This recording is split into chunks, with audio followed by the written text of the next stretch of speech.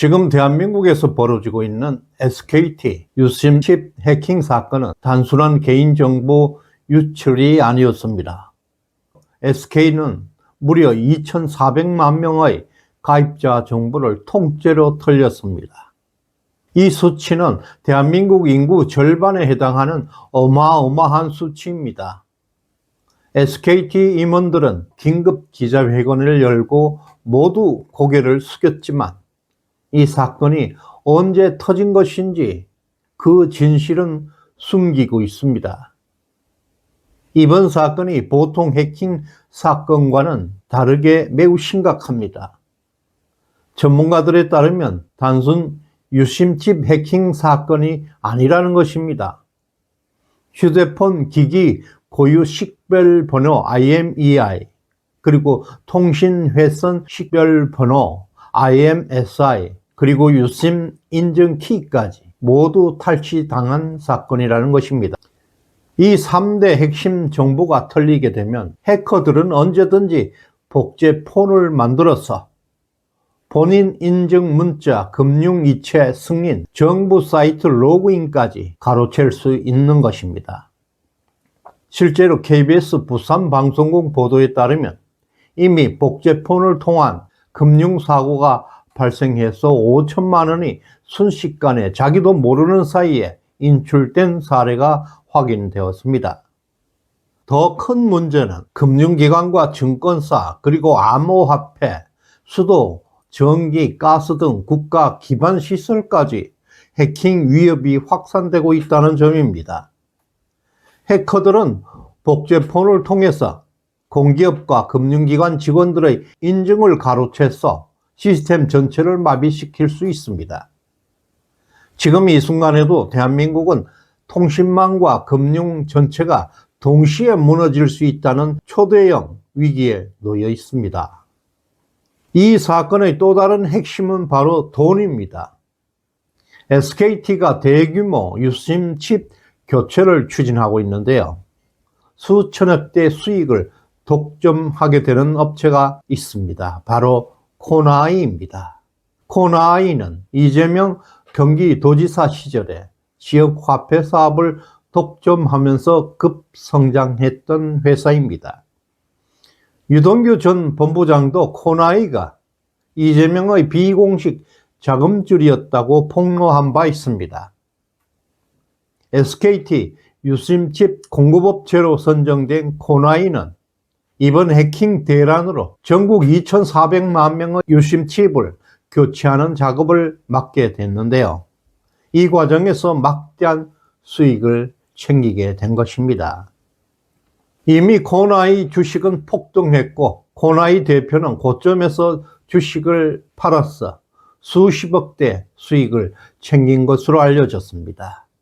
더 충격적인 것은 SK그룹 자체가 문재인 정권 시절부터 친중 기업이라는 사실입니다. SK텔레콤은 글로벌 통신망, 특히 중국과의 연결을 강화하려는 전력이 있습니다.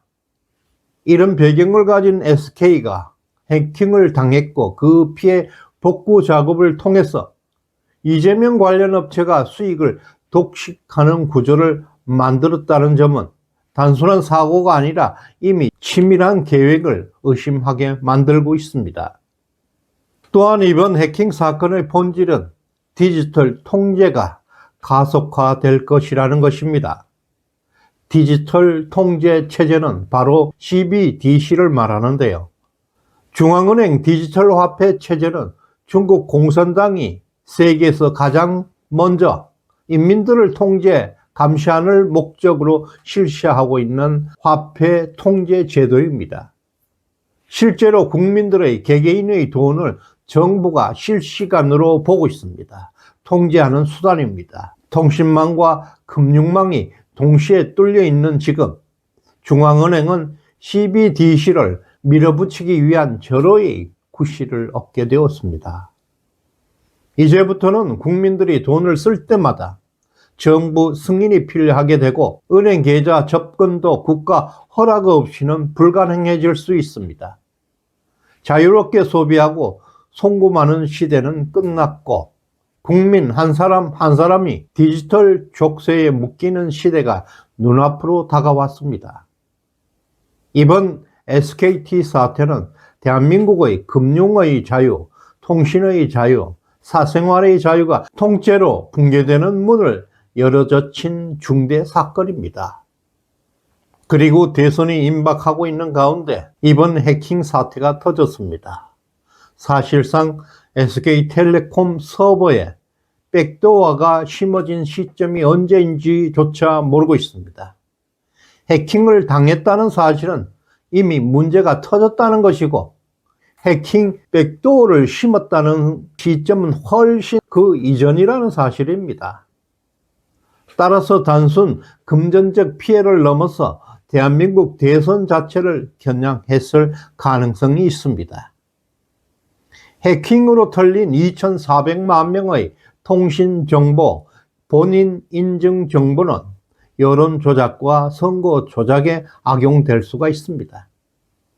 예를 들어서 여론조사에 응답하는 사람들의 본인 인증을 조작하거나 가짜 계정을 대량으로 만들어서 특정 진영 여론을 부풀리는 데 사용할 수가 있습니다. 특히 같은 날 중앙선거관리위원회 서버까지 동시에 해킹되었다는 사실도 매우 중대한 사건입니다. 전문가들은 이것은 단순한 해커의 소행이 아니라 내부 조력자가 있었던 조직적인 공작일 가능성을 제기하고 있습니다. 지금처럼 통신망과 선거망이 동시에 뚫린 상황에서 모바일 투표를 통한 사전투표 조작이 얼마든지 가능해졌다는 것입니다.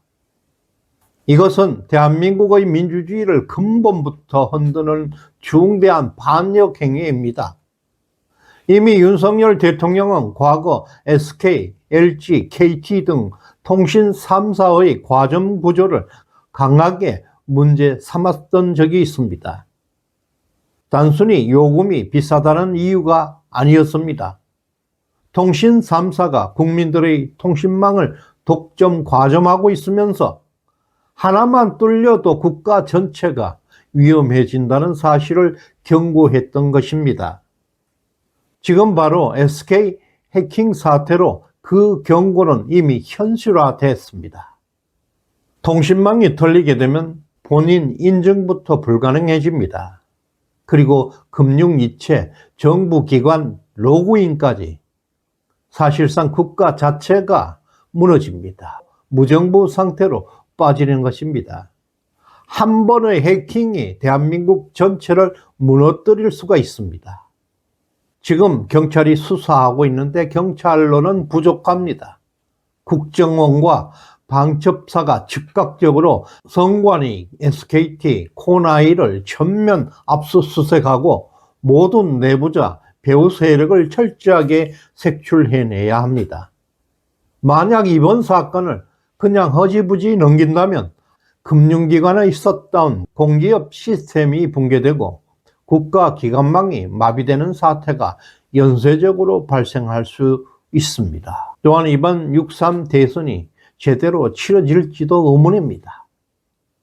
이미 전문가들은 이번 백도어가 수개월 전부터 심어져 있었다면 지금은 이미 모든 기반 시설이 해커들 손아귀에 넘어간 상태일 수 있습니다.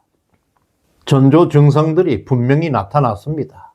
이것을 방치하면 대한민국은 통제 불능 상태에 빠질 수도 있습니다. 이 문제는 지금 벌어지고 있는 지금의 문제입니다. 과거의 한계를 넘어 형이상학적 관점에서도 대재앙은 결코 갑자기 터지지는 않습니다. 대형 사고는 사소한 경고 징후들이 수백 번 반복되다가 결국에 한순간에 터져 나오는 것입니다. 지금 대한민국 곳곳에서 나타나고 있는 작은 이상 현상들 결코 우연이 아닐 것입니다. 시대정신연구소에 후원해 주신 박순희님, 임복순님 진심으로 감사드립니다. 구독, 좋아요 꾹 눌러주시길 바랍니다. 고맙습니다.